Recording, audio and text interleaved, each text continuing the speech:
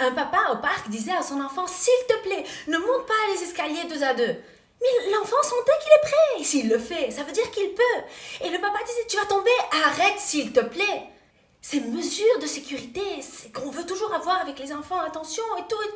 Ils nous ont fait oublier quelque chose de très important, les mesures d'expérience.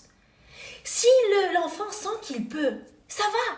On regarde bien sûr, on voit autour s'il y a quelque chose de dangereux, s'il y a quelque chose qui peut couper la tête, s'il y a quelque chose... S'il n'y a rien, ça va s'ils tombent de leur propre hauteur.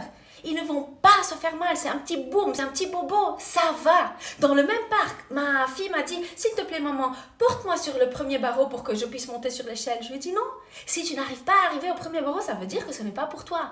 Elle a regardé et elle a essayé de tirer. 1 heure après, elle a pu grimper.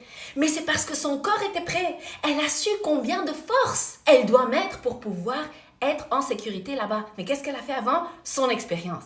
Les mesures d'expérience. On ne va pas aider les enfants pour qu'ils soient toujours safe. Et sinon, c'est comme si je regarde une tortue de mer qui va vers l'eau et je dis, bon, je vais t'aider, je la prends, je la mets dans l'eau. Elle n'est pas prête, ses muscles ne sont pas prêts à nager dans l'eau. Elle a besoin de marcher sur le sable pour que ses muscles soient prêts. Et c'est ça, les mesures d'expérience.